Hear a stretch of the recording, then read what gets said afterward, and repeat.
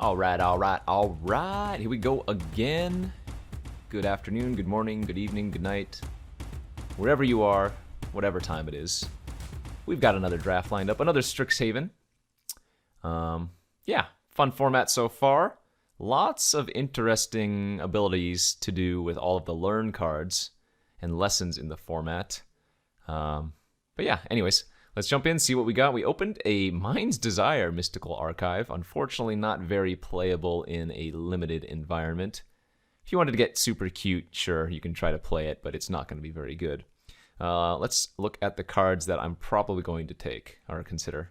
Prismari Command, Decisive Denial, Quandrix Cultivator, Quandrix Pledge Mage, and then you have some other good cards like Hunt for Specimens, Professor, Spectacle. Pretty easy Prismari Command here for me. For one, it's just a super versatile card, really good value both in terms of the modes that it has, and then it is worth a little bit here on Magic Online, so I don't mind taking it. But yeah, we'll go ahead and just take the Prismari Command and follow that up with what's either going to be a Devouring Tendrils or a Bury in Books. Bury, whatever you want to say. I think the Books is probably a fantastic pickup here, given that our first pick was Prismari Command. Devouring Tendrils is also really, really solid, but I think these cards are probably comparable in power level, and given that I took a blue-red card to start, I think we just take the Books here for sure. Otherwise, not too much else in the pack. We do have another Learn card, a couple Campuses. Witherbloom Pledge Mage, very, very good. Just a 5/5 in this format is so nice in a world of a bunch of 4/4s and whatnot, but take the Books here and see what we can get past. Okay, and now it might be time to make a little bit of a swap here, because while we do have some red and blue cards that are playable, we have some really, really good cards in other colors, like Eye Twitch is fantastic, another Pledge Mage is fantastic. The Accomplished Alchemist is okay. I don't know if I would take it here instead, although there is a world where I end up in red, green, blue. I think that's a very, very common color pairing in this format, and it's pretty solid too. Like base green, blue, splash a little bit of red or whatever. Question is, how bad is it to pass another Pledge Mage after, I've already passed one? Kind of sends some weird signals. I don't know. I've been super impressed with the Pledge Mage. I might just take it here instead. Might seem like a little bit of a weird pickup, but this card has been so efficient. All right, and now we're seeing some more black cards, I guess. There's an Umbral Juke. There's a Mage Hunter's Onslaught. Yeah, I mean, we might have taken a blue and a red card to start, but we might be moving into like green black or just some kind of black deck as well. I like the versatility of the Juke, but I think the permanent ability to kill a creature here with the Onslaught's kind of nice. Let's go ahead and take that and see. And now we're getting, a 5th pick Blood Researcher. All right, so this looks like a good swap here by me, and we can, of course, always still splash the Bury in Books. The command much less likely to be splashed, but Blood Researcher is one of the better commons for the Witherbloom deck. Real easy to just pop off with this. And we can follow that up with either an Introduction to Prophecy or an Ethered Helix if we want to continue the splash consideration, which I think is okay, for sure. With all the fractals and other tokens running around in this format, this Helix is surprisingly good. And I don't know if I need to take the Introduction this early anyways, so seems like a fine time to just take the Helix and see if we can keep going down this route. Best card here is probably the Return Pass Color. I've not had much success with Lorehold. It's super weird. Lorehold kind of wants to be a more grindy deck in this format, even though red-white's normally like the aggressive colors. But we'll just take the Reckless Amplimancer. Solid 2-drop. You always want to have plenty of things to do early in this format, and wow, that is an 8th pick closing statement? I don't believe we've seen that much white either, so that's kind of a weird signal. Like, Negate is just very, very playable in this format. Again, not as many creatures as in other formats, since, you know, this format is all about the spells, basically, the learn cards and whatnot. So taking Negate or Arcane Subtraction here wouldn't be bad, but I'm going to take the statement just because it's so powerful, and it's a weird signal at this moment of time, so kind of going all over the place. Fractal Summoning, good pickup just because it'll live in our sideboard and doesn't commit us to anything. Another card that's done a lot of work for me is the Cogwork Archivist. Look at all those archives he's looking at. But 5 toughness, like I said, with the Pledge Mage, is just so good in this format. That being said, maybe I take a Zephyr Boots here just because you can pick up more of these later on, whereas this is uncommon and it does have some utility. Okay, there's an Expel in this pack and like an Aerialist. I'm not huge on Expel, but we might want to try to cut off a little bit of a white signal since we got that closing statement so late. Okay, another sideboard lesson seems okay. And last few pickups here don't really matter.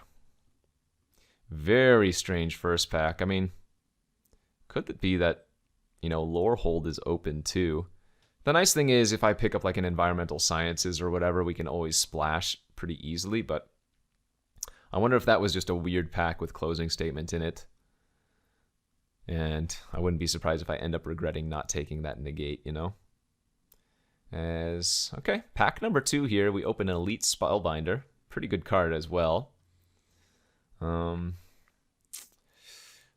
wouldn't doubt the safer pick to be the Eliminate, but again, after seeing that really late closing statement, I think it's probably okay to take the Spellbinder here. I do think it's better than the Eliminate, so it does have that going for it. Other good cards, Sequence is solid, Plumb the Forbidden is good, but I'll try taking the 3-1 here and keeping our options open.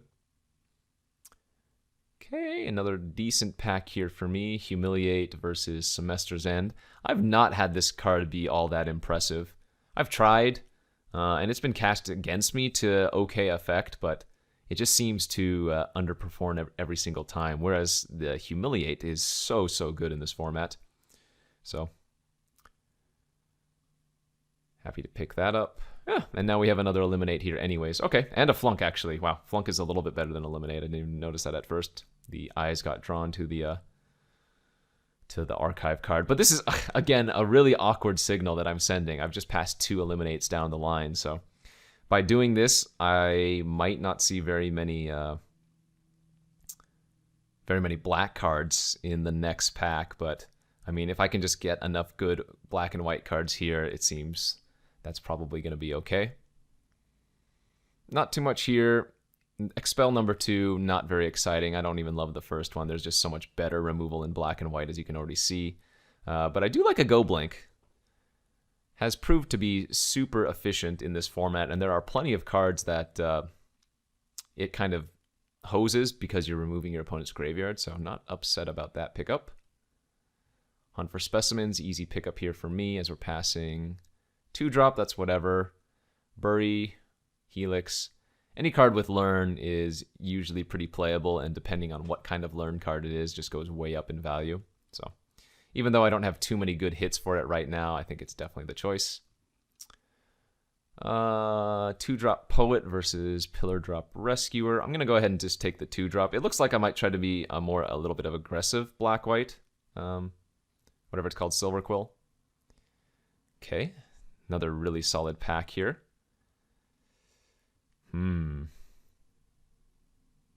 Wow. Another Blood Researcher, although that's kind of past. I think I just have to take the Inkling Summoning as a good lesson to grab, even though I'm a little bit short on playables right now. It's a late Quintorius 2.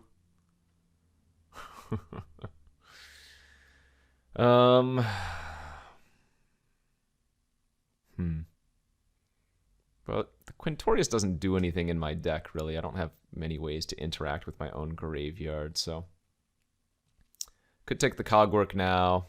Could take Expel number 2. I guess I'll just take the Cogwork. This is kind of messy. Okay, fantastic wheels here for me. I'm just going to take the Pilgrim of the Ages. Really good solid value card. Like to have it in my white decks for sure. Passing a Pledge Mage and that Plum. Seems like we're getting there, though. I mean, I only have, what, one learn card, so...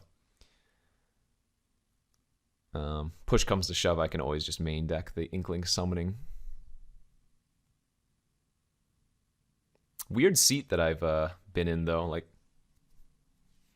got past a lot of different cards in Pack 1, and then Pack 2 here. Too bad I had to pass the double eliminate as we get another 2-drop. Yeah, looks like I'm going to try to maybe be a little bit more aggressive than anything else. Okay, Dueling Coach on the wheel. Pretty good for me here. I don't have too many ways to put a 1/1 counter on, but we can definitely pick up more. Yeah, hopefully not going to have to run any of these cards. But we should now be able to pick up enough playables between what we have now in Pack 3 that I shouldn't be too concerned. Oh, I mean, we even wheeled the Plum. Not at its best in black-white, but still fine, especially if I can get some of those Magecraft cards, you know? Ooh, Mavinda is the open here. That's a welcome addition for sure.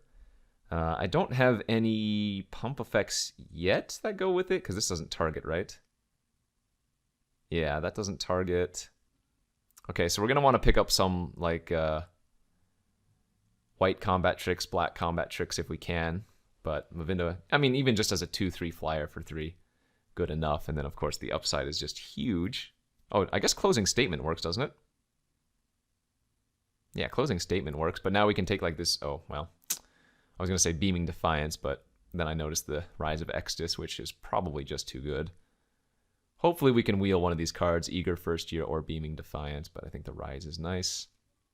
We have seen a lot of good green cards go by, too, now. I wonder if sticking with green, we might have had a pretty good Golgari deck, or whatever, Witherbloom deck, but I think our green-black, or rather a white-black here is still pretty nice. It's that Closing Statement that I got so late. We'll see if it ends up being a trap that I got lured to, but I can't be too upset with what I have right now. This is a maybe. The Cogwork doesn't look great in this particular build. Another Rise of Exodus, okay. Yeah, man, now we really need some better learn cards. Like, Reduced to Memory is okay, but... Or, sorry, lesson cards. But, even just getting, like, Expanded Anatomies or something would be pretty decent. Okay, good pack here for me. I have an Agonizing Remorse. Really happy with that. Lash of Malice, Beaming Defiance. Solid cards here for sure. Even a Pledge Mage would be fine.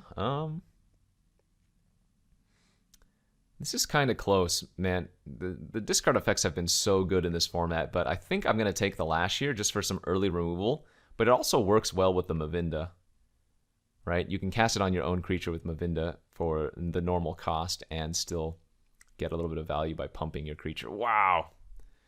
Even though I passed two eliminates to the right, we're getting another one here still. So I'm glad I moved into the black cards at the very least. But man, Humiliate also in the pack. Introduction to Prophecy, another Hunt for Specimens. I need to take the Eliminate. I still need playables for the main. Hey, how's that? Selfless Glyphweaver and the Deadly Vanity, another fantastic pickup. Oof, Mortality Spear super late. Actually, this pack is just mono playables, but here we are taking like a 2/2 for 2. Over, what, Biblioplex? Seems fine. That's a fantastic pickup. Super happy to see an Introduction to Annihilation this late. That's going to give us a little bit more removal and another good lesson, since I don't have many lessons right now, and we have, what now, 3 or 4 lesson or learn cards, right? 2 Rise of Exodus. Oh, I guess it's just the 3 and the Hunt for Specimens, but still, it's a nice one to go grab. And what the heck? I've super late Witherbloom Pledge Mage too, so another fantastic pickup for me. Hell, and we're even wheeling all of these 2-drops. Okay, so our deck's going to end up pretty good. I can cut this Expel for sure. It's going to be the worst removal spell in the deck by a large amount. And I think now we take the Beaming Defiance. Again, so good with Mavinda. Also just solid. We will play one Campus in the deck for sure. Okay, a couple playables here as well. Not huge on the Stonerise Spirit in black-white. It's okay. Feels like I'd rather just take the Pledge Mage. Hey, another fine card for the board. We don't need it so much now that we picked up the Annihilation, but it's not bad to have access to a couple more removal spells in your learn pool. All right, I think we got there. Might have been still better to be green-black in the end of things, but this is a pretty solid Silverquill deck, all in all.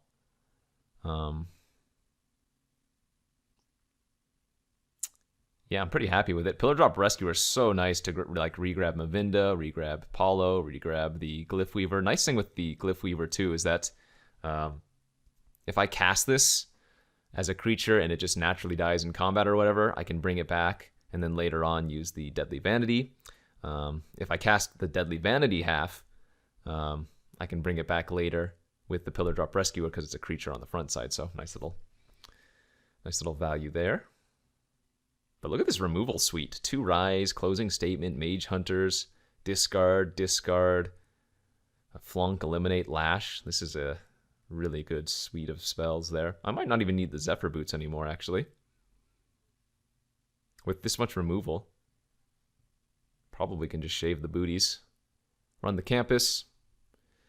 It's just there's such a stark contrast between decks that have a Campus in the late game versus decks that don't, so pretty easy run here for me. And we'll go a little bit heavier on the black over white. Let's go 9 black, 8 white, and that looks like a good deck to me.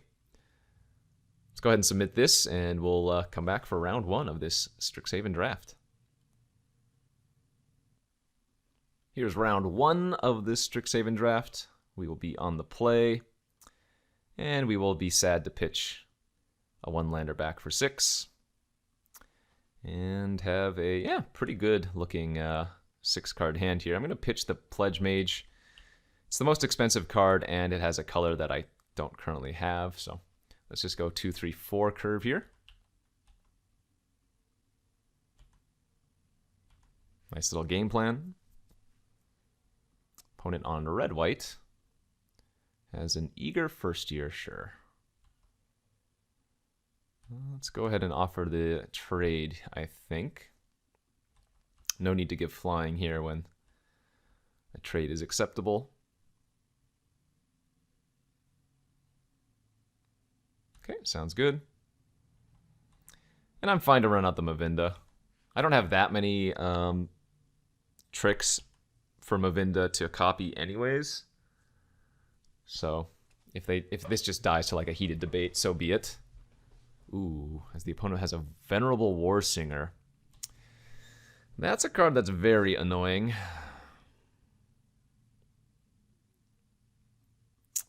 I guess my hope here is that they don't have a way to kill Mavinda, because I'm going to make Mavinda a 3/4 here.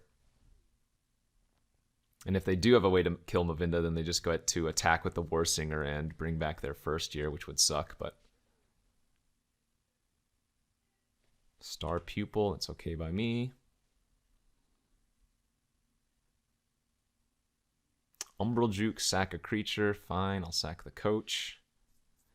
Alright, well, at least for the meantime, they don't get to attack with the Warsinger, so that's good. Okay.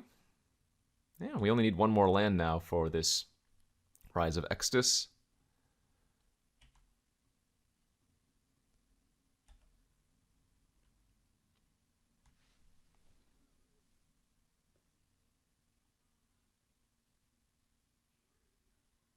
If they kill Mavinda here with like a Pigment Storm, I'm probably going to just double block the Venerable with my Pilgrim and the Poet.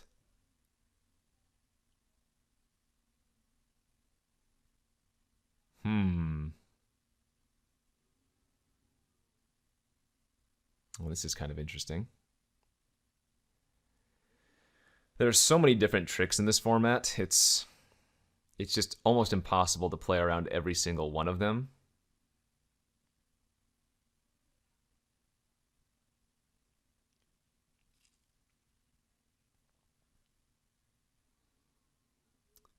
I wonder if the best play is actually just to triple block the Venerable. I think I'm going to. Again, there are just so many different tricks in this format, it's hard to play around every single one of them. Like if they have Enthusiastic Study here, they get to kill every single one of my creatures. But if they just have a Beaming Voice, or if they have... I mean, they could have Indestructible, they could have First Strike. So many things blow me out here. Yes, it's true. But because there are so many different spells they could have, and some of them aren't even that bad, I don't know if you can play around them all, you know? Other option is just to take 3 and let them get their 2/2 back for free, which seems pretty bad because then they'll still have presumably a trick in their hand. So, good beats here if they have a few different things, but...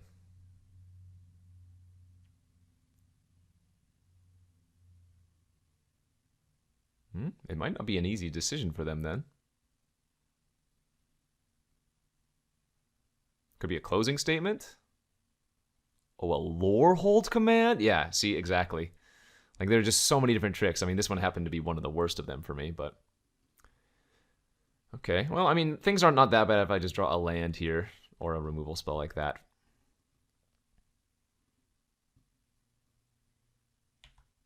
Because they can't really attack through my 2 creatures here now. And now that the Venerable's gone, I don't have to worry about them getting extra value back. Clever Lumomancer, okay. Well, that tells us they have a lot of instants and sorceries in their deck, or presumably a lot of instants and sorceries in their deck.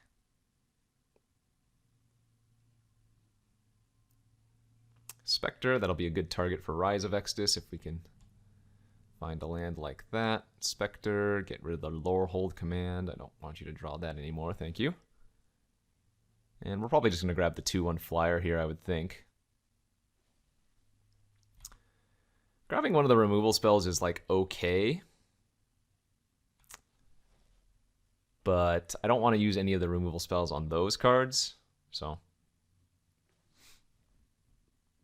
I'm okay. Just continuing to take 1 from the Star Pupil. I don't want to make their Spirit a 4/3, because then I just can't really block it at all. But now I do get to attack with my Arrogant Poet. No flying. Happy to trade with the Spirit. If they want to use some kind of removal or trick here, that's also good.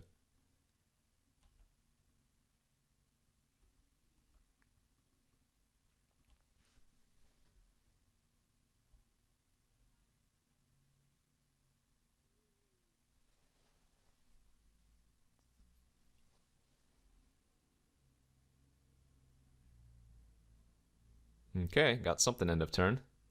Hey! There's that card I was talking about, Semester's End. I wonder if the opponent was in my draft. Oh, they messed up, though. Remember, if they cast this at end of turn, the creatures don't come back until the following end of turn. They needed to cast this on my second main phase. Oh, they used it on their token, too! Oh, no! I just realized... wow, that was actually insane for us that they did that, because now their token doesn't even come back. So in essence, what they did is killed their 3/2 to put 2/1/1 counters on their creatures. Wow, that's really good for me. Also, that was a fantastic draw as well. So here... I think I'm going to attack with both of these. No flying again. I'm going to leave back the Pilgrim to block. They might trade off the Pupil for the Poet to make their Lumomancer bigger. And then if they did that, I can hunt for specimens and kill. But they drew an Eliminate instead, so they get to kind of 2-for-1 me back. Alright, fair enough. Yeah, go ahead and grab my removal spell here. We're gonna just save this for something scarier. I would bet you the opponent was in my draft, right? We saw Semester's End, we saw a bunch of eliminates. It's a pretty good draw too. In fact, with one more black source, I can do the old big wrath on the board. So let's just wait. I'm in no rush. If they draw more creatures, they're gonna cast them out, I would think. Very happy to make this block. Don't really care that they're making their Lumimancer big, because now we just get lots of good value with our Pilgrim coming back. And what this could be, they could be trying to bait me into killing their Lumimancer because they have a better card in their hand, but that's not even a concern.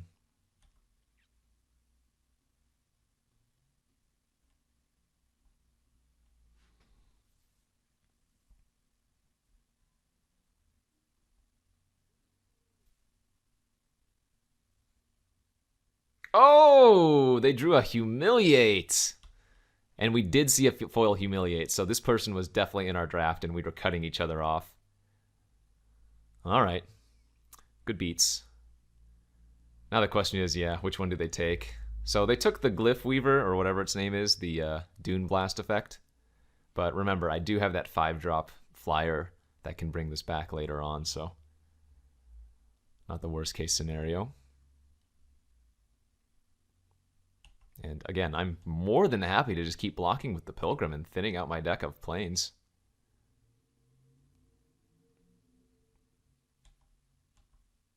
Not a bad draw. All right.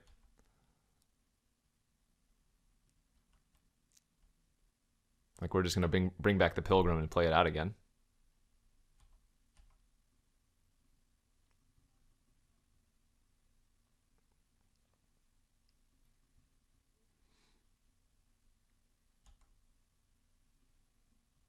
One plane's left in the deck after this.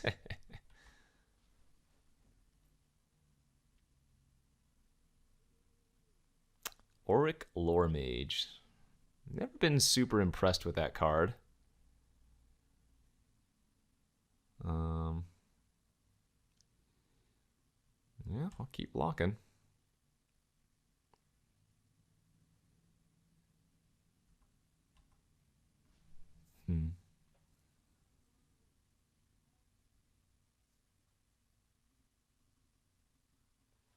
All right, let's bring back the Pilgrim again.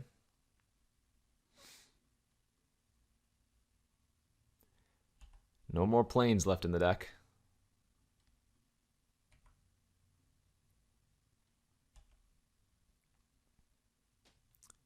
Let's see, that's 7, 8, 9, 10, 11, 12. 5 lands total left in 18 cards.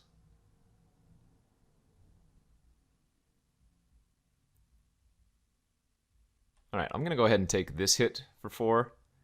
I'm going to debate introduction on the Lore Mage, just so that they don't get to keep thinning out their deck. Oh, wow.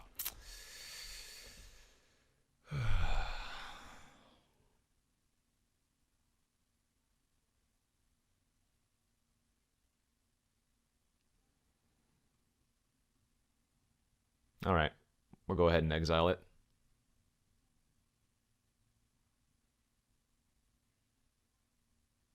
Aha, they have a Beaming Defiance. That was the last card in their hand, sure.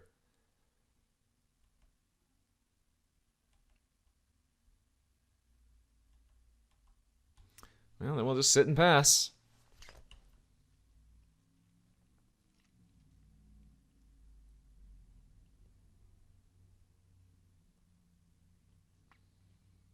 They put a... Yep, they're just thinning their deck out of red cards. Or, sorry, lands.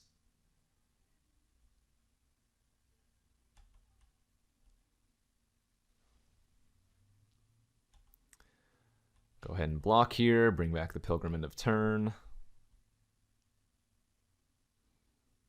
And they drew a... they drew a 5/5. I wouldn't mind drawing a spell. Thinned out my deck pretty hard. Okay, we'll take it.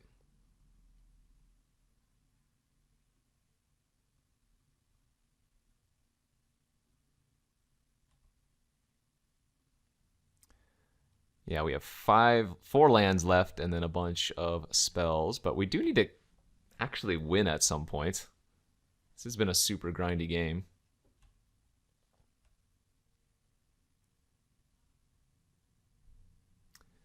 Yeah, and they're putting more lands in their graveyard to maximize their chances of drawing spells.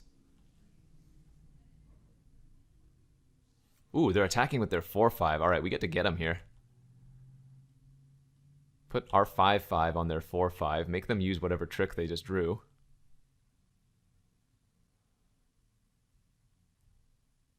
And then get them with the eliminate. Looks like a Professor's Warning, perhaps. Or maybe they're village riding and sacking their lore mage. That would be funny, too. Alright, it is going to be the Professor's Warning. Go ahead and eliminate the Lumomancer in response.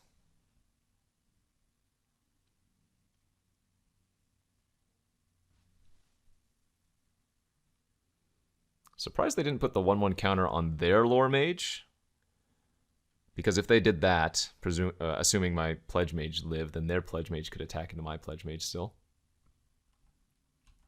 Hey, fantastic. Okay. So that can bring back our Selfless Glyph Weaver, which we can then cast as Deadly Vanity.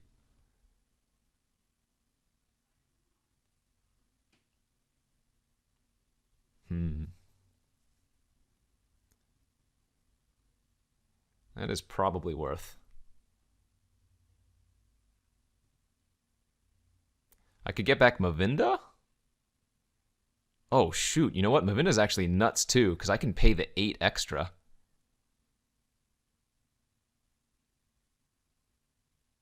Oh, wow. Mavinda's actually insane here, too.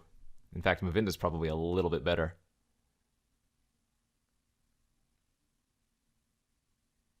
Because I have so many lands.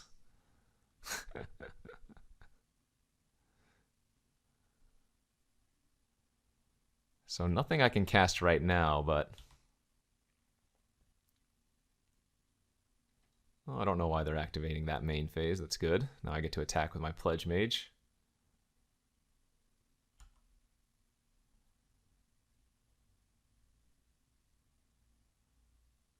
But yeah, I can cast every single instant and sorcery in my graveyard with the Mavinda, since I can pay the 8. That's nuts. Never seen that. And they just drew a land for the turn. All right. Now we get to start popping off on them. Go ahead and chump.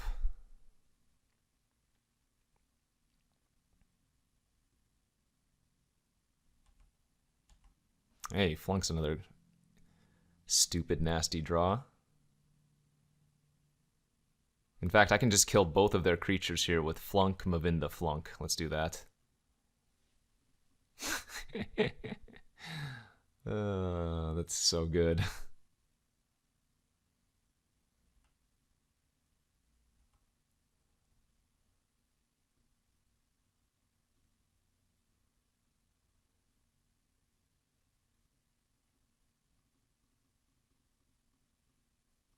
I've never seen that before. So disgusting.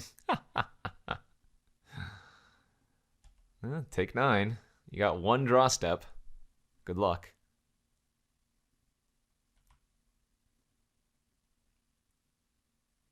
Nice. Wow. That was crazy. So, looks like Expel might actually be worth it versus this opponent, too. Yeah, these poets aren't extremely useful. Do we want to just try to be grind.deck? Oh, I probably want to bring in the Cogwork as well. Yeah, like just take out both poets, bring in Cogwork and Expel, and go a little bit grindier. Seems good. Let's do that. Go to game 2.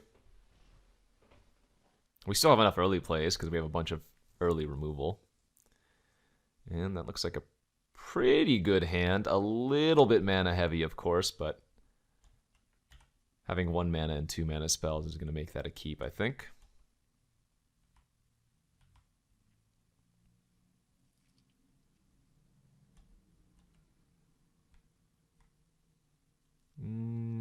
Let's grab the Inkling Summoning. I don't think I want to rummage. We should find some more lands, I would think. No, maybe not. Okay. Well, getting punished here for not playing out, or rather rummaging away something, but I guess I'm just going to discard the 6 mana removal spell since we have so many other removal spells in my hand. Opponent's stuck on 3.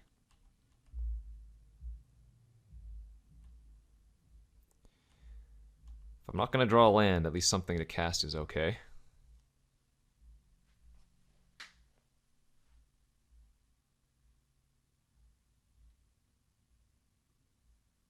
Okay, and the opponent's also discarding now. Discarding their 4-drop. Interesting. Found our 3rd land, so good to go there.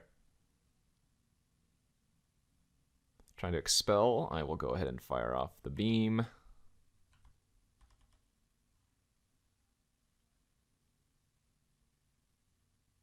Spectre.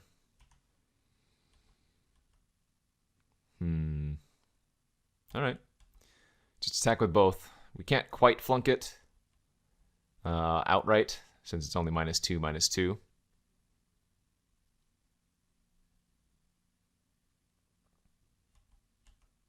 And if they don't block, then we just get to play out our Inkling.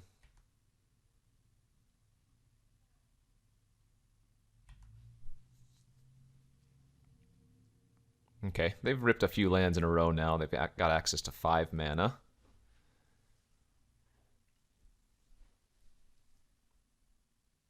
No plays. Alright, so I'm pretty sure what they're trying to do is bait me. So I'm not even going to play anything here. We're just going to pass. We know they have a Beaming Defiance of their own, so I think they wanted me to attack, try to use a trick, and then they would blow me out. Because they don't have access to 6 mana yet, I don't need to get aggressive. And now that they do, well, we can play a little bit differently. All right. Get humiliated, friend. I'm expecting them to have a Beaming Defiance in addition to 4 other cards. There's the Defiance. They also have, wow, they have like 4 different tricks here. Okay.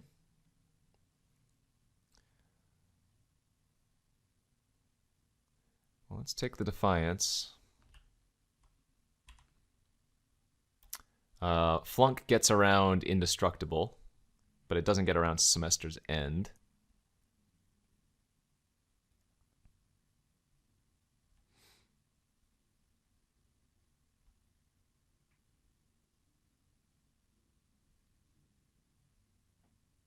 Mage Hunter's Onslaught, that's fine. Yeah, no blocks. Mavinda.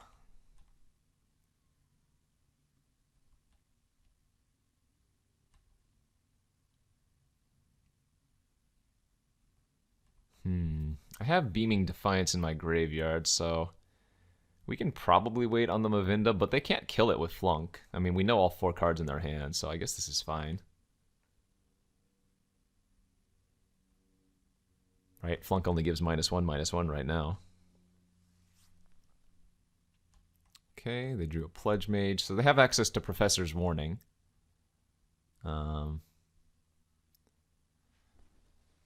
But again, Flunk gets around that, so we get them pretty good here, I think. Gonna Flunk their Spectre, hit them for 4 in the air, and we get to hold open the Beaming Defiance.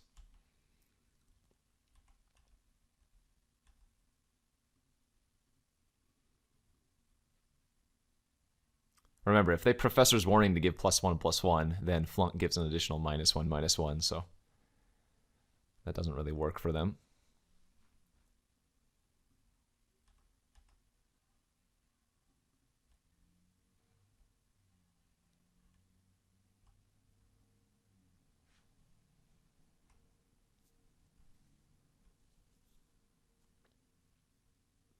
Unwilling Ingredient. Yeah, it doesn't matter.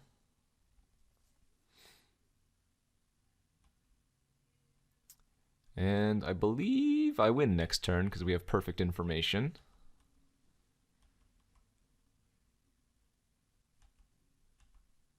Right?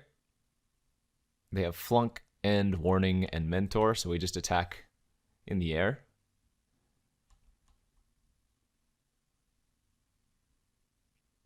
Well, they shouldn't have cast this first, but that's fine for me. Now we get to target our Beaming Defiance. Give +2/+ hexproof. And that should be GG's. Very nice. I was going to Lash of Malice, my Mavinda, which forces them to use Flunk, and then I Beaming in response. But since they went for the Flunk, we get to just make this play. Nice, round one. Let's finish the next two. Okay, here we are for round two of this Strixhaven Drafto. On the play with a lot of removal and not many early drops. We've got a bunch of 2s and 3s in the deck, so hopefully we can find like Arrogant Poet or something next turn.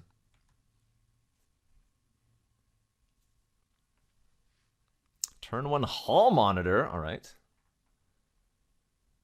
OP on that aggressive life. I would assume they're playing... Well, actually, I don't know. A lot of people try to go red-white aggro in this format. Hey! What did I say? Draw Arrogant Poet?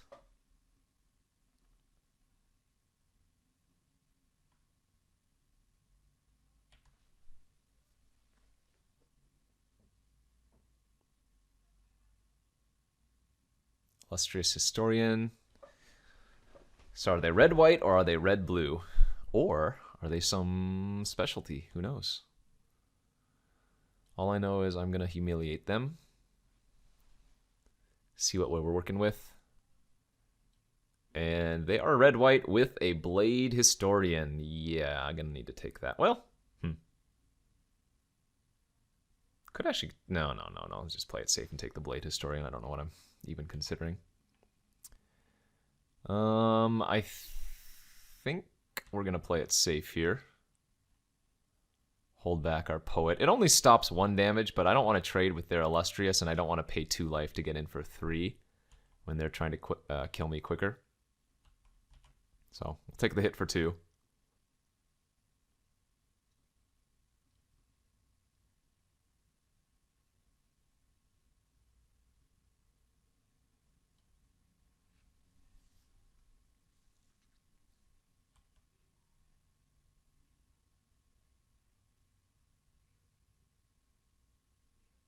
Okay, tunnel played, so they clearly didn't draw planes, otherwise the pupil would probably hit the board.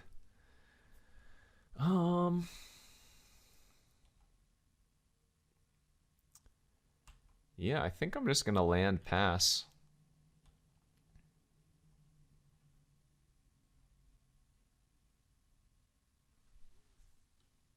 If they don't have anything better to do, yeah, they might just activate Hall Monitor, which I'm okay with. I'll go ahead and flunk the Blood Age General. And then I'm going to fire off the Pledge Mage, attack for 3. And if they don't find a removal spell for the Pledge Mage, we can just turn the corner very easily.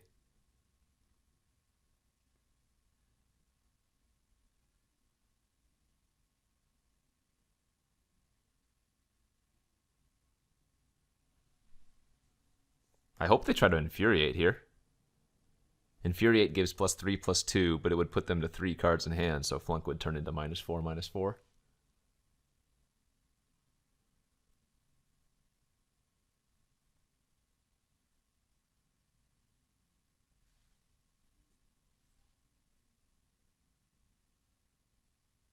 Well, they're thinking about something. Do we have any good sideboard cards versus them? I guess we want to probably bring in Expel and probably the Cogwork again and make the same swap of cutting the Arrogant Poets, maybe. Although I suppose the Poets are fine in the sense that they can just trade with their 2 drops, so who knows. This is the card we have to really worry about.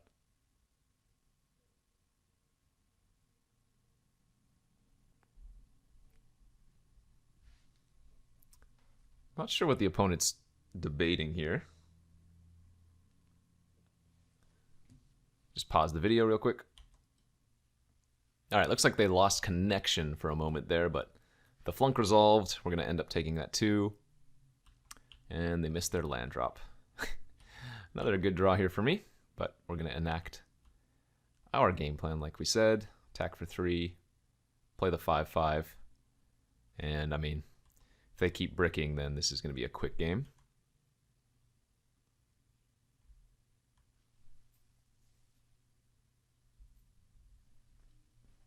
They just scooped it up. The Pledge Mage is just so good. I mean, again, a 5/5, or at any rate, 5 toughness in this format, not necessarily 5 power, just 5 toughness in this format is so brutal. Okay, let's bring in the Expel versus red-white aggro. Let's bring in the 4/5. And again, I think it's okay to cut the 2/2 ones, because even though they trade, they're not very exciting. Maybe the Dueling Coach could also be a cut, as it's a little bit too slow and dirtily. But again, we still have plenty of early game interaction, so it seems like cutting the Arrogant Poets is no problem. Game 2, round 2. Opponent on the red-white aggro. We are on the draw. Yeah, this is a keepable hand. Ideally, we hit our 3rd land and they don't kill my Leech Fanatic, because with the closing statement, I can make a 3/3 lifelinker. This hand is slow, though. This hand is very slow, otherwise. 5-drop, 6-drop, other 6-drop. Okay, 2/2 for 2. I will play my 2/2 for 2.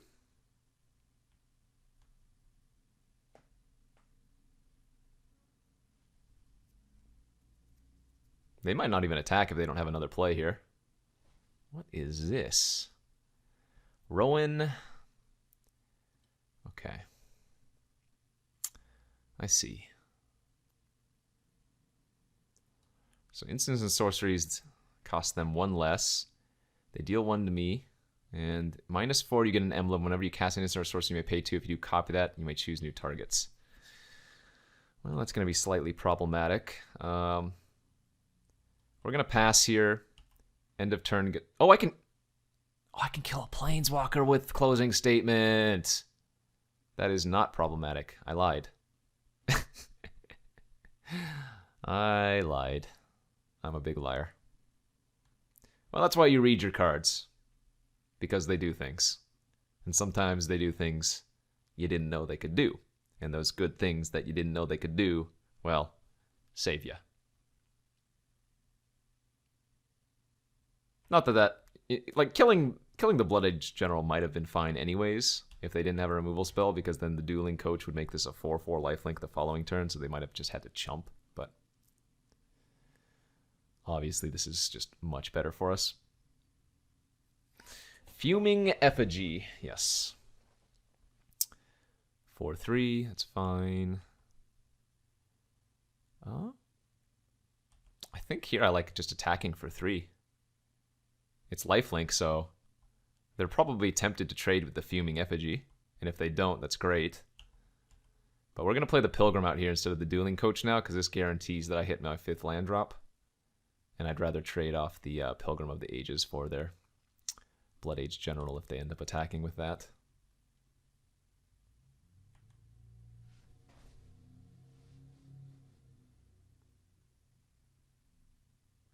Combat Professor. Yeah, that's going to be one I'm going to want to kill. I'll take 5. If they tap their Blood-Age General, I'll take 6, but it's not a huge worry. Alright, looks like they're just going to main phase tap it, whatever. Another land's great. Let's go ahead and play the Coach now. If I put the counter on the Pilgrim, both of my creatures can attack. Is racing a little bit scary here? Yeah, probably. But I think it's fine because we have the lifelinker. Oh? That is an absurd trade for me. Holy moly. They value their Fuming Effigy very highly. Like, that would be the block that I choose for them if given the opportunity. I'm going to go ahead and trade with their 2/2 as well. I know the Coach can make my Fanatic bigger, but kind of like forcing action here as they get a Spirit Summoning. All right, so I'm going to take 4 plus 3. Take 7. But if they don't kill my Leech Fanatic, like the lifelink is just going to swallow them up.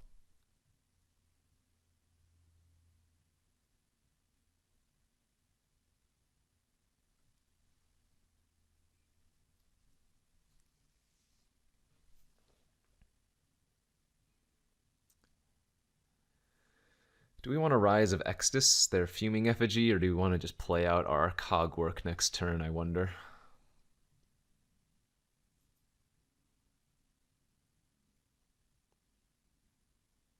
Conspiracy Theorist. That's kind of annoying, too.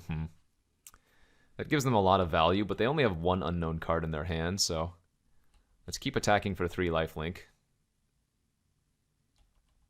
And I think the worst card for us to see would probably be Rip Apart, but they could also have Pigment Storm. But both of those cards, I feel like if they had them, they would use it already on the Leech Fanatic, so they're going to have to draw it for the turn. Because a 4/5 right now just blocks everything.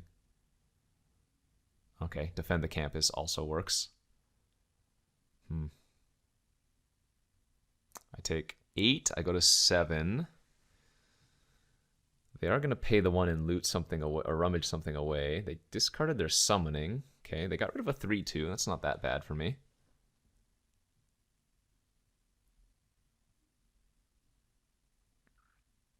Oh, I'm going to go to 6, I guess. Yeah.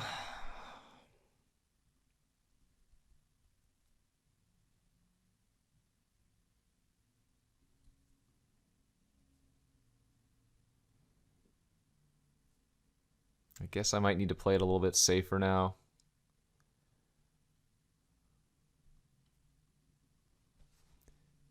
Exile their effigy. Get a spell.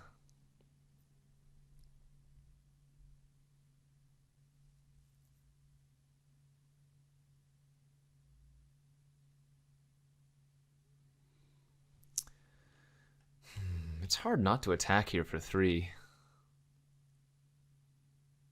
But letting them get Conspiracy Theorist value is also just really, really bad. Man, if that was just a normal 2/2, I wouldn't care, obviously, but letting them effectively get a free card is not ideal.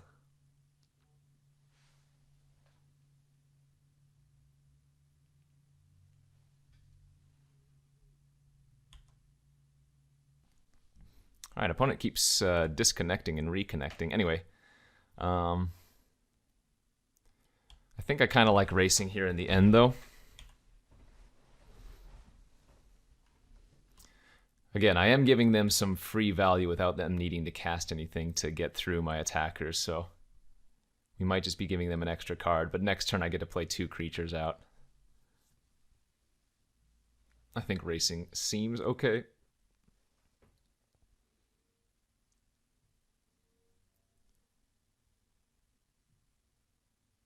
Hopefully this works out for me.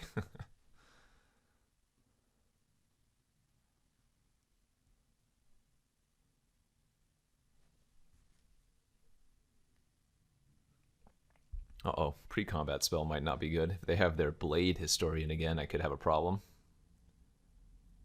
Oh, there it is. Alright, so I'm going to go to 1 life here.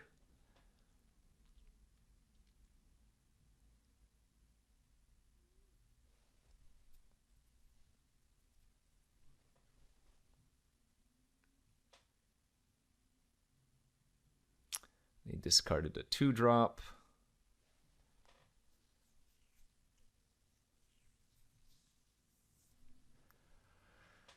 I don't know what my best draw is, but I hope I draw it.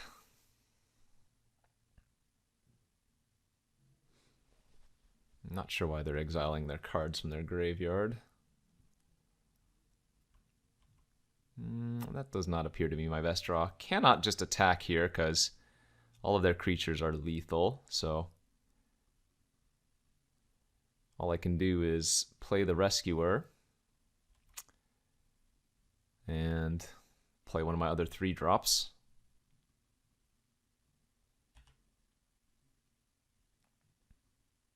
And hope I don't die.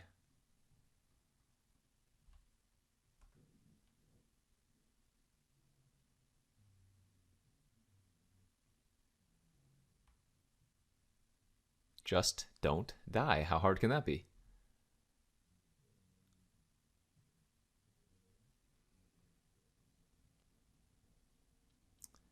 I still think I like the cut of the 2/2 drops, but maybe I'm supposed to bring an Ageless Guardian versus them too. Like a 1/4 just kind of blocks everything. Might not be a bad decision.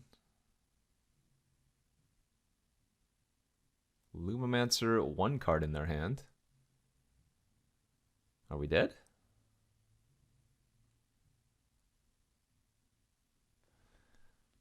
Attack with everything. Alright. Oh, they didn't. If they didn't loot away, we're probably dead here. Although there's no way for me to stabilize anyways, because even my Leech Fanatic is going to trade with any of their creatures, so we're ending chumping, trading, and then they have 2 lethal threats plus a potential lethal threat. But if they're not rummaging away, then I must be just dead here, I would assume.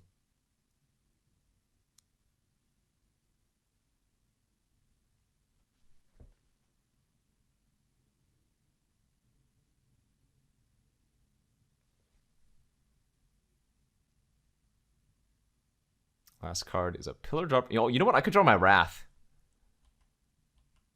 Does that save me? No.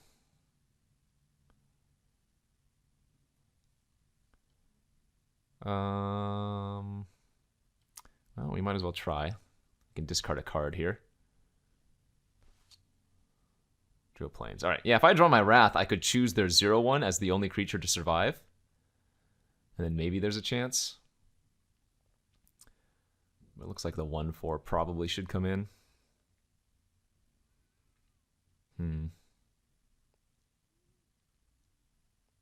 I don't know. Maybe this is too slow. It is just bigger than everything they do, though.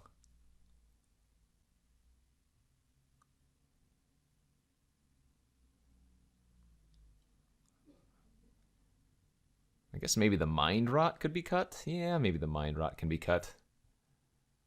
I think I'd rather have the Beaming Defiance and whatnot.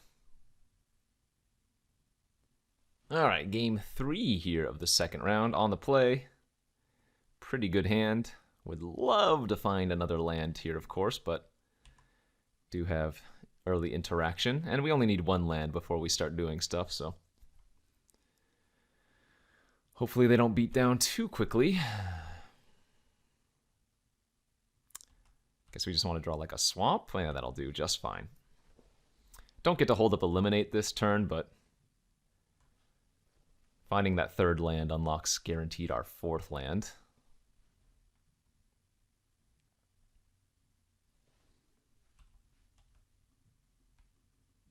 And again, if we can resolve this Pledge Mage early before they can find their campus, defend the campus or whatever it's called, then it's kind of hard for them to win, I would think.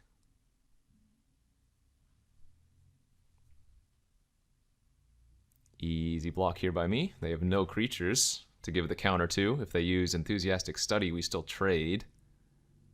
Sure. I mean, I take 3 trample damage, but this is basically best case scenario here for us. Deal. All right, and we even drew a land, so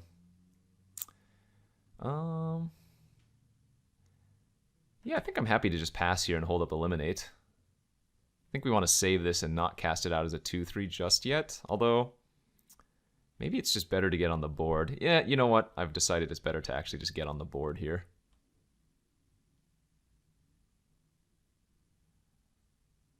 We have a way to bring this back later, and it lets me protect the Pledge Mage next turn if they do have campus. So, seems better than anything else.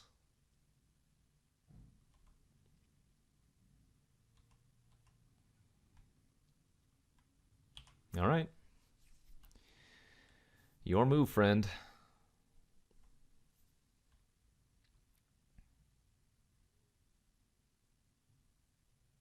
That's not good enough.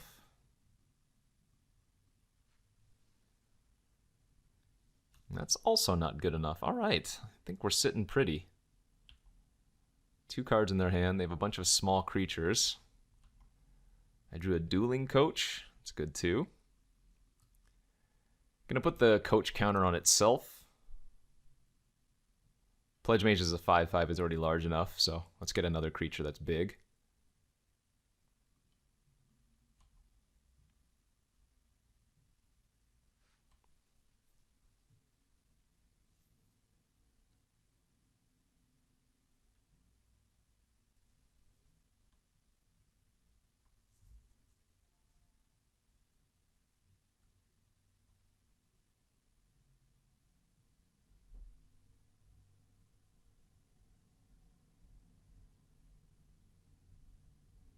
Alright, there's their Planeswalker again, but funny enough, Eliminate also kills Planeswalkers, so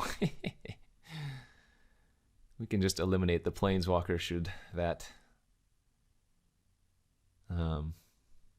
be what we want to do. And I think that is indeed what we're going to do here. Even get to gain a life.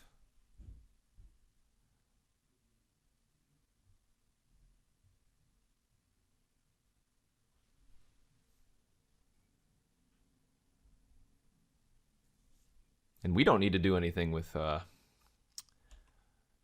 mana, right? We can just keep playing lands and passing. We have so many things to do at instant speed. We have the Coach. We have the Pilgrim in our graveyard. Don't think I'm in quite a rush to try to go aggro anytime soon. There's no reason to. Yeah, you can make my Pledge Mage unblockable, or rather, make it so it can't block. That's fine.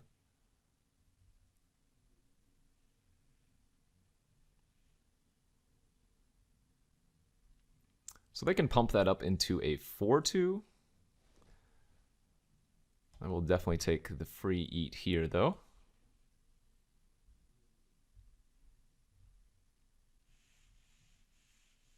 They have a Beaming Defiance. No other cards in their hand, so this is my time to fire off my Beaming Defiance then.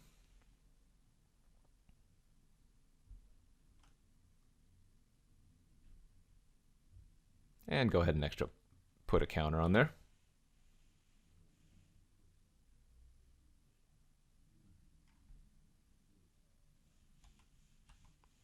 Nice, another big fat draw. And we'll just try to put him on like a 2-turn clock here.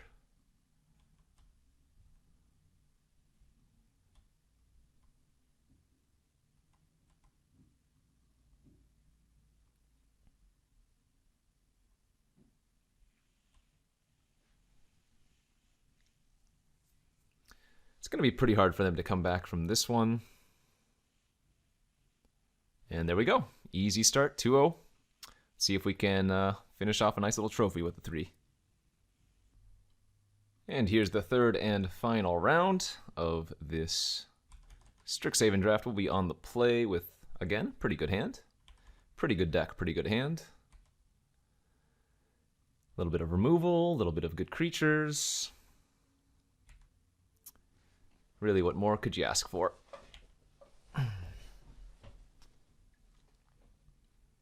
The opponent leads on Swamp. I mean, we obviously don't want to see a Lash of Malice here, but if they have it, so be it. I guess our best draw next turn is probably just, what do you call it? Pilgrim for the lands. Free roll attack here by us. I can't flunk the Arch because they still have 6 cards in their hand, but we get gain 2 life this way, so.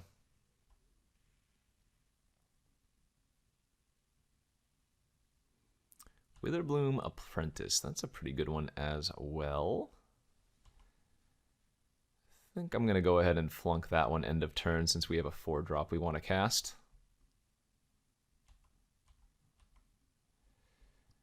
And now we want to draw no more lands because I've drawn 3 in a row and that is not ideal.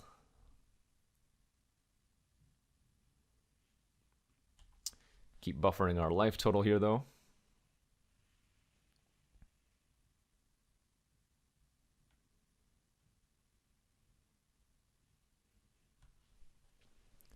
This game seems reversed. Both players are supposed to be losing life, not above 20 life.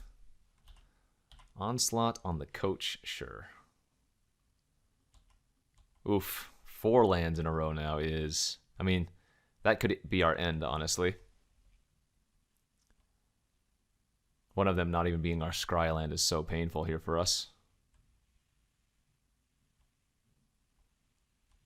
First land was a good draw. Next 3 were not. Yeah. And if they just have a couple relevant cards in their hand, it's going to be hard to come back from this one, because I don't really have anything good to get with Rise of Extus. Okay, that's a good start.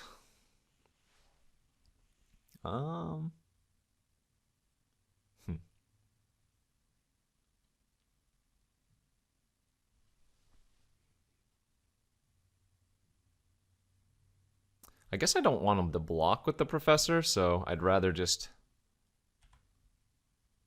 do this now and then attack for 4. Because, like, there is the small chance if I attack, they block with just the overgrown arch. But there's also a pretty good chance that they would trade away. So, like, if they just block with their professor to my Leech Fanatic, I don't want to trade.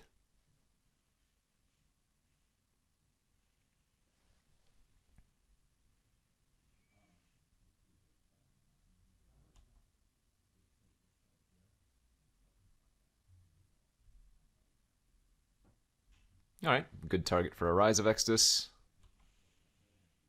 That's a good hit too, but yeah, we're going to fire off the Rise here for sure.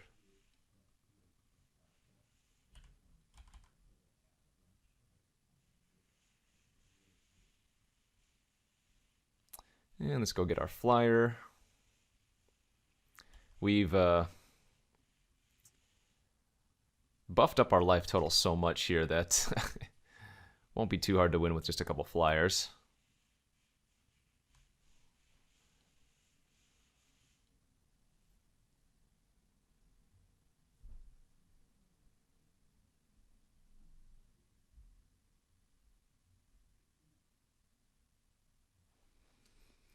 So 3 cards in their hand. They still have the Arch.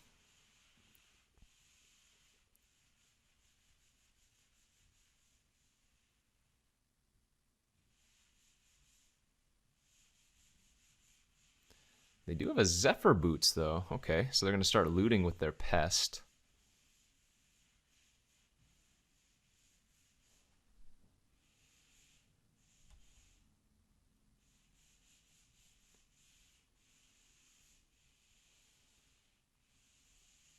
Discarded a land, of course.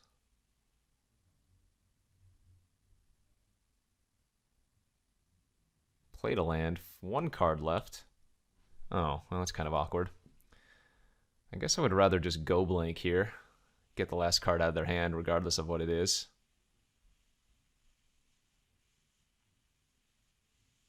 Oh, this was... I should have attacked first. They might have blocked with the Arch.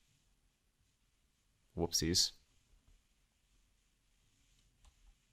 Oh, they're going to Lash of Malice in response. Okay. Sure.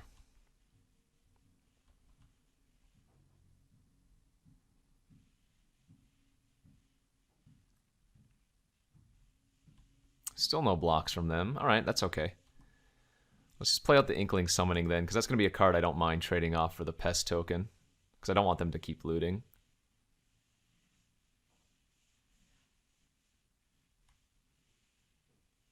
Okay. They are going to sack the Arch. They got their own Inkling Summoning. That's fine. Not the worst case if that's their best hit.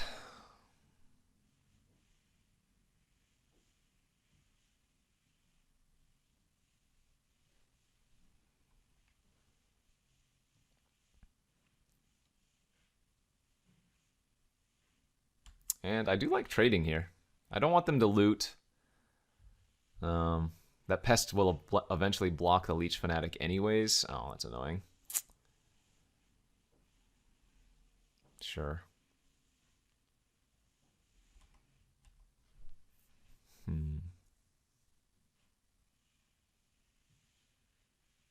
Well, I don't really want to trade anymore, so let's just play out our flyer and pass. No cards in their hand, so it's just going to be a 3-mana 3/1 flyer.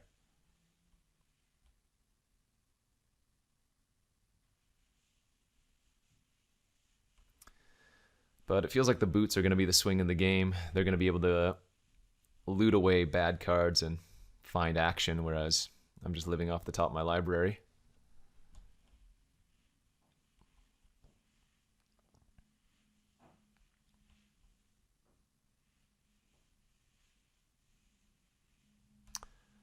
All right, let's just take it.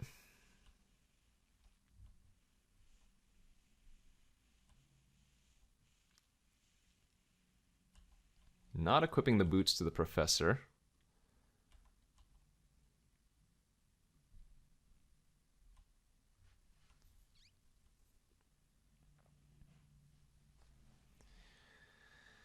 Oh, this is going to be a hard game to win now.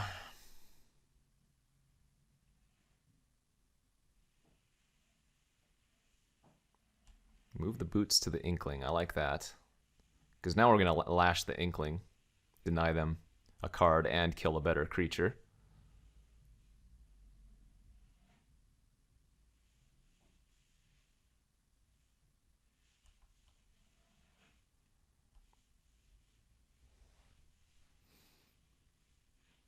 Looks like here their game plan is to move the boots over to the Pest afterwards to block the flyer.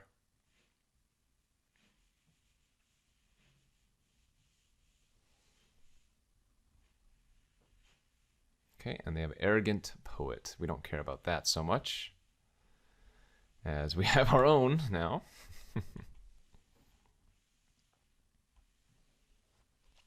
I wonder, if I draw another Learn card, I probably grab Reduce to Memory and kill their boots.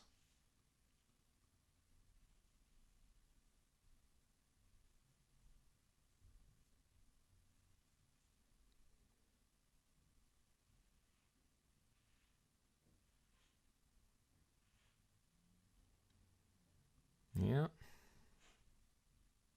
Like I said, the boots are what's keeping them in the game right now. And letting them pull ahead even. Oof, another. Is that their third professor? It is. Yikes.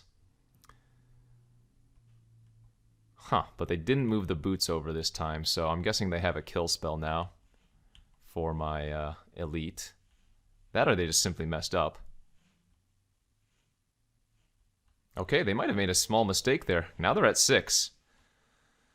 We might be able to push with the punish there, because if they had moved the boots over to the other Pest, I cannot make that attack without using Eliminate, which I don't want to do until a later turn, so that might have just been the window we needed.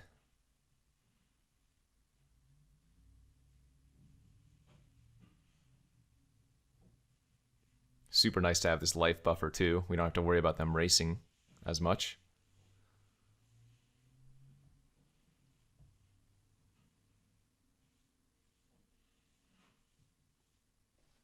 Essence Infusion, okay.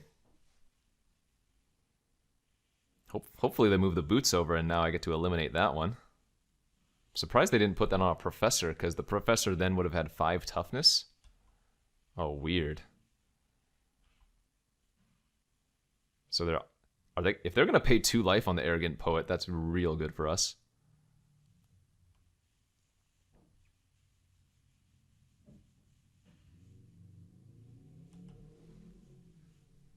They didn't. They're letting me trade here, potentially. So let's block first and see if they have another trick. If they don't, I'm going to eliminate still. They do get to loot, but they don't get to gain any life. Now, presumably, they move the boots over to a Pest again. Well, I mean, they didn't do it last time, so that would be good for us if they didn't. But now we have a lot of good draws. Unfortunately, Plains was not one of them.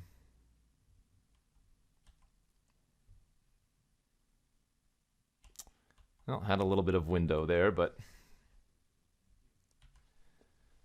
still have some Learn in the deck.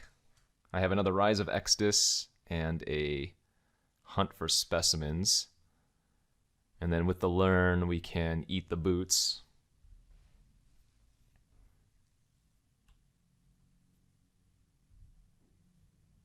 But yeah, look, they're just 6 cards deeper than us now. Pitching all those excess lands and finding other spells. That Pledge Mage is also hugely problematic because it can gain lifelink. Once again, they didn't move the boots over, though, so I get to attack for 5 in the air again.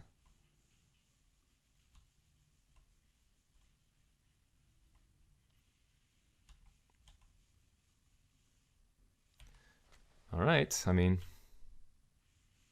small mistakes add up.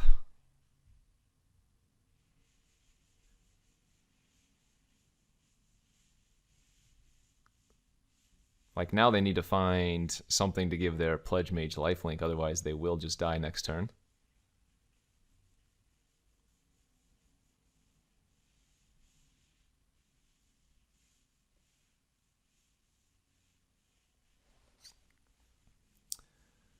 Good news for us moving forward. It doesn't look like they have too much removal. Okay, they put the boots on the Pledge Mage. Do they have a spell to give it lifelink here? No, they don't. All right. I mean, they're just dead on board.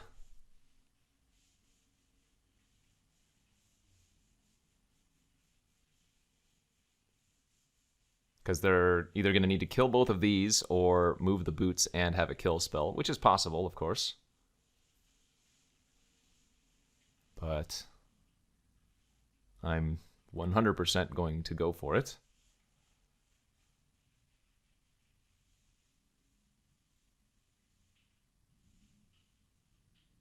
All right, and I guess we'll just win. Seems good. GG, go to the next one. Yeah, I don't think we make any changes. Oh, maybe bring in the cogwork. We saw a bunch of 4-power creatures from them, or we could bring in our own boots. But again, I don't think I need the boots. I have so many. Well, it might be better than the Pledge Mage. Maybe we go like that. Go to game 2. All right, here's game 2 of the final round. Up a game for us. Pretty nice hand on the draw. Both colors. Cheap early interaction. Really, we just need to draw a few more lands and we are set to go. As they have the turn 2 Arch again to match our turn 2 Fanatic. This time, though, since they're on the play, we might be able to fire off the flunk on it, depending on if they tap out or not. Oh, they have double Arch. That's kind of a problem.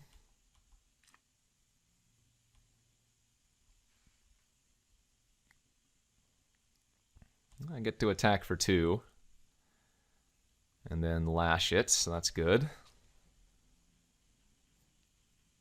Missing a land is not ideal, obviously, but killing the overgrown arches is super important, and I'm not going to find a better target for lash than an arch if given the opportunity there, so I think it's a good play. Alright, they have 3 cards left in their hand. I think, again, this is a scenario where I just want to kill the overgrown while they're tapped out. Because not only is it going to gain them a bunch of life, it's later on it's going to draw them a card.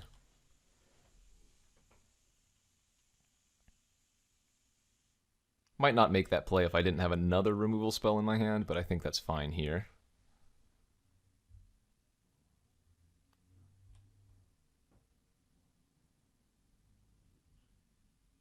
Alright, another Professor, 3 cards still in their hand. No land play. We might just get beaten down by 4-3 though. 4-3s though because of the route I just took. But a 2-3 that can give my creatures indestructible is not bad here. It lets me double block one of the 4-3s. And it's harder for me to get blown out by a trick because I can give indestructible.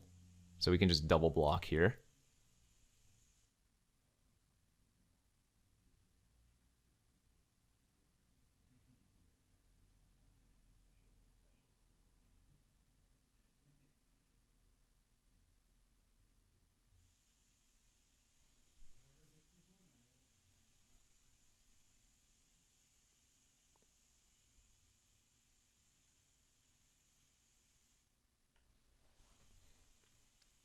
So what can they do?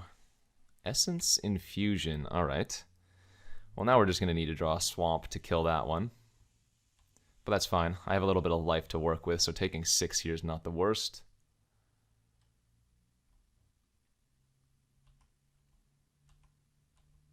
That's not a Swamp, but... I guess I would rather just hunt for specimens here. Discard a card.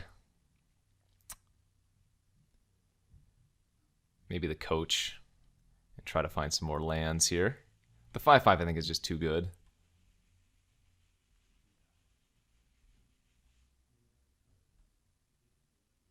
And I think this is going to be too good as well.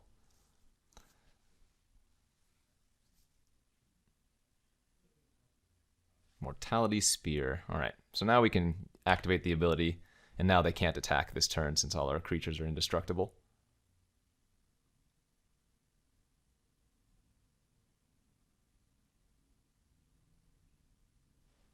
Okay, well, it doesn't do anything anyway. Beaming Defiance. Yeah, I'm gonna move the boots over to the Fanatic.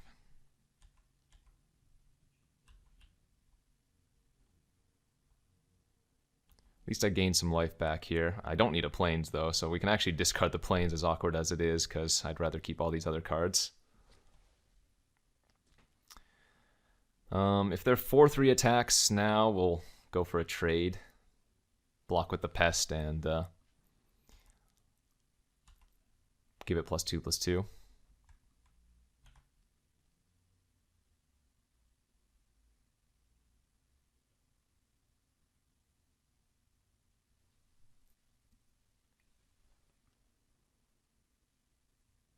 Do they have something to answer? Looks like they do.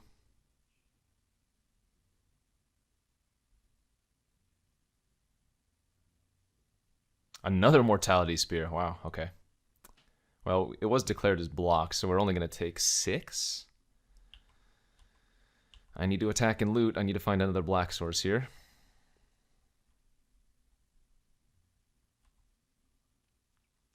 Oh, well, I mean... Gosh, do I have to discard my Go Blank now? We know they have nothing but spells, but I guess I can't afford to do anything else. Yeah. Have to take the removal spell, otherwise I just die if they draw a land.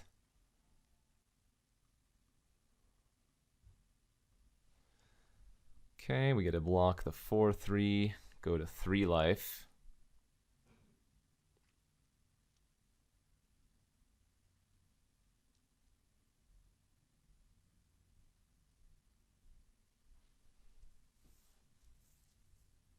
Okay, they are going to play the Daemogoth out. Finally hit our second land drop. That's fantastic.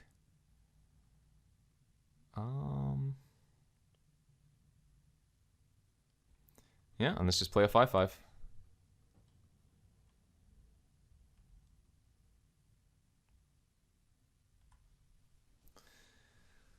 It's possible to come back. It's not going to be easy, though. One more land and they can... Oh, sorry, no, they still need 2 more lands for Rise of Exodus. So we can trade here, chump here. Oh, if they're not even going to... Well, that's fine.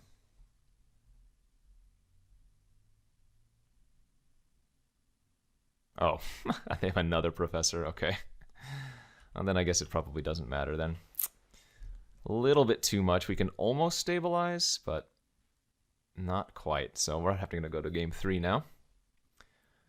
And I might want to just bring in the Expel. They have so many fatties.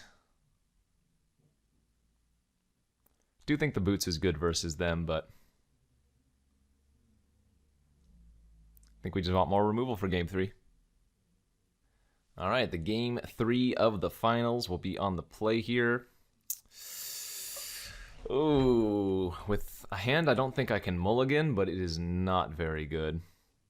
So I guess the decision point that game was killing the wall instead of killing their 4/3 with Flunk on that one turn.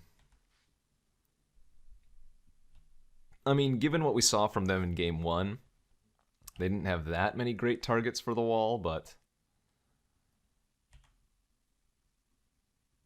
I don't know. Anyways, we'll go ahead and lash that. And play out the Mavinda. We drew the Beaming Defiance for Mavinda too, so we didn't see too much early removal. We saw, what, 2 Mortality Spears, but we might be able to leverage this. Possible that I don't even want to run out the Dueling Coach next turn, just to hold up protection for Mavinda.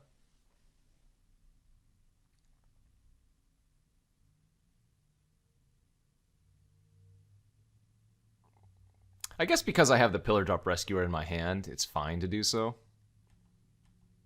Yeah, what am I talking about? This is still reasonable.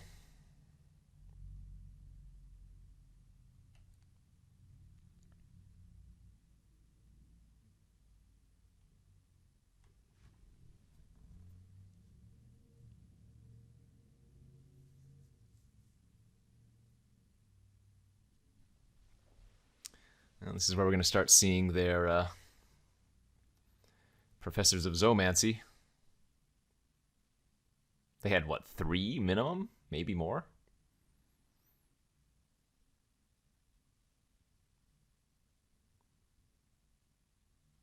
Oh, they're just going to move the boots over to the arch. Okay, fantastic. Well, that's really good for us. If that's the best play for their turn.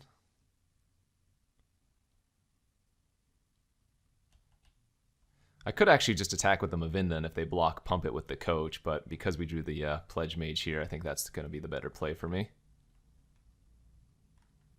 Also, I have Lash in the graveyard. I could Lash my own creature, but this curve out might be a little bit too much for them, so...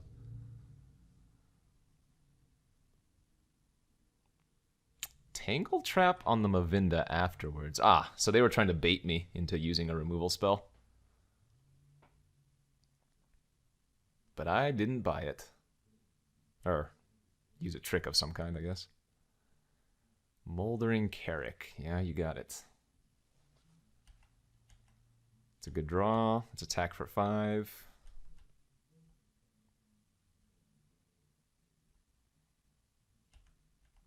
And I just like playing out the Rescuer this turn, getting back our Mavinda.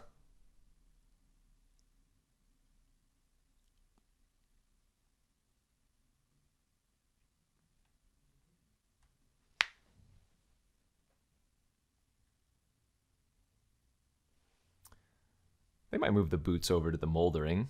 Try to get in for a little bit of lifelink in the air. I mean, I'm not blocking if they attack without moving. So we're going to let them gain a bit of life here, but...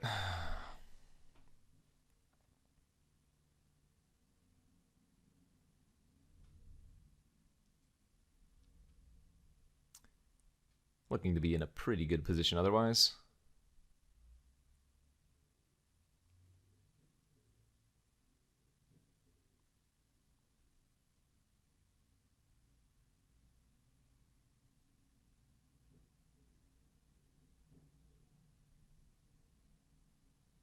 Okay. Yep. No blocks. You can have your 3 life. Daemagoth Woe Eater. Okay. Wow. And then I drew Booties, which is also pretty good here.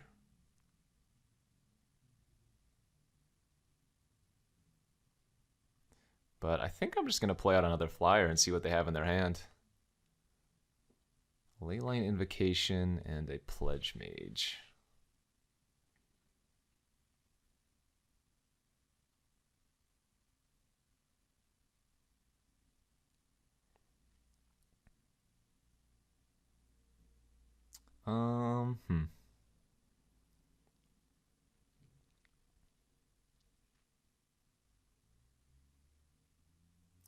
Well, we're just going to take the Invocation here, of course. Doesn't make sense to take the other cards because they can already just cast it. Furthermore,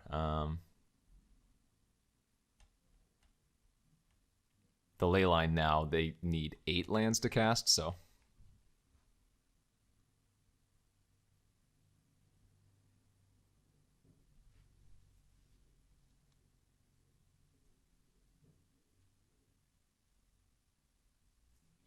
yeah, the Daemagoth is going to be a little bit of a liability here.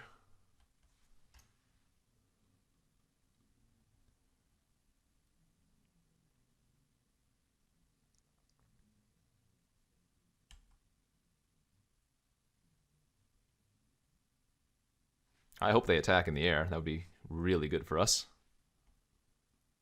Nice. Okay. They are no cards in hand, so we get to block with a 2/2 here. Use our Beaming Defiance. Eat their Moldering Carrick, which means they have 1 less creature for the Woe Eater. Drawing a land means I actually get to go Hellbent here as well. so that if they sack the Woe Eater, they don't even get the value, and we get to equip onto our flyer, or rather our 5/5. Attack them for 10 in the air.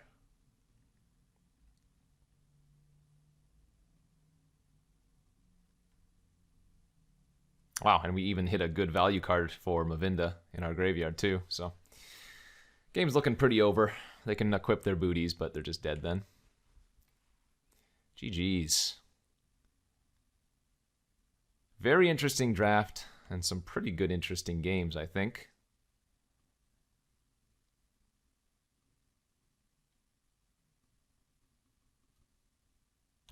And a nice little 3-0. Pretty happy about that one. Look at that. Everything did its work. Boom, baby. Nice little 3-0.